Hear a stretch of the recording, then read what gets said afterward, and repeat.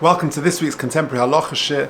We are very close to the beginning of the 9 days, and therefore the title is related to it, Shopping for Clothes in the 9 days. Much of what I'm going to say is based on Rabbi Simcha Bunim Cohen's wonderful series of Halacha Svarim. This one is on the 3 weeks in Tisha B'Av.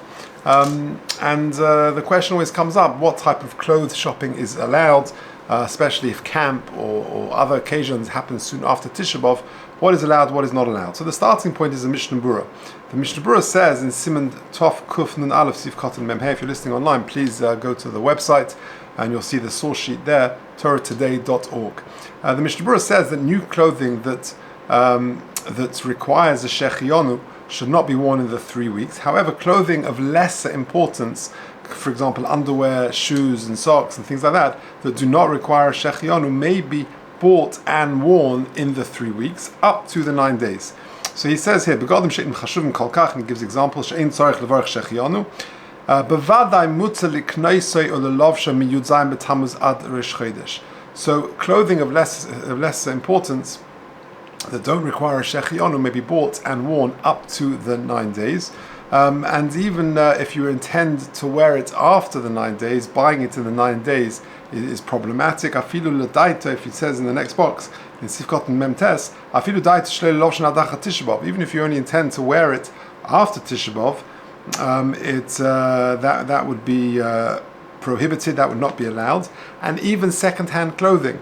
The Kshari Tshuva says in the next box, Kasav b'sidui amudei shemayim she'af ha'begodim yishenim, even second-hand, older clothes, v'hem chavivim etzlai, but you like them, you're going to go to a certain website or wherever it may be to buy it, asa v'gam mitam birchas shechionu, because if it's chashuv to you, that could require a shechionu, and that would be a problem. Okay, now, what about purchasing items of more significance? For example, a suit or a new dress in the 3 weeks, is that allowed? So many poskim can permit buying new clothing up to Rosh Chodesh Av.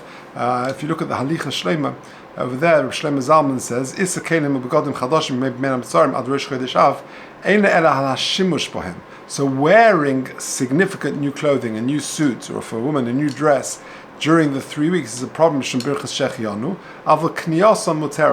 But buying them until Rosh Chodesh Av would be okay, but not in the 9 days themselves. If you look at the next box, the Ramah says also liknoison, in addition to making them and repairing them, then even buying them, it would not be permitted in the 9 days. And the Yad Ephraim in the next box explains that it's lav dafka to do with the brach of shechionu.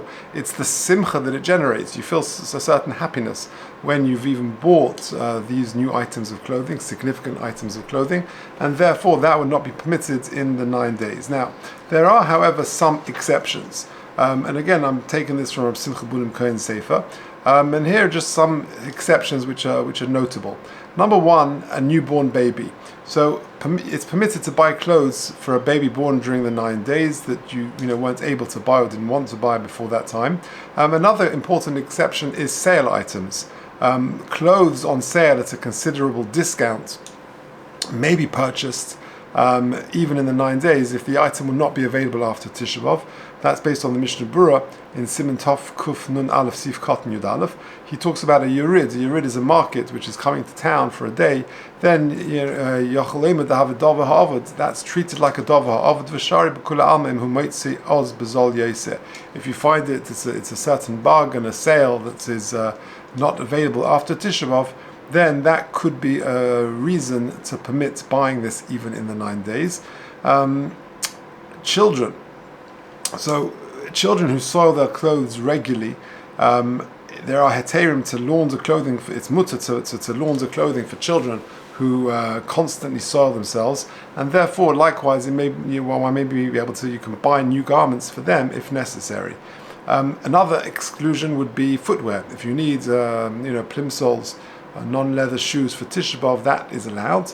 And also an interesting one is for a chasna and kala. If they're getting married straight after Tisha B'Av, very soon after Tisha B'Av, and they didn't manage to get all their clothes beforehand, they can buy wedding clothes during the 9 days, but that does not extend to furniture or other expensive items.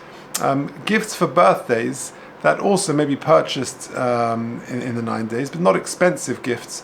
You're allowed to give gifts in the 9 days if it's of a small, a bunch of flowers on Shabbos Chazoin, the Shabbos before Tisha B'Av, that's allowed. The prohibition of giving gifts is only on Tisha B'Av. But a gift which is a very expensive gift, which requires the recipient to make a shechion, of course, is going to be different.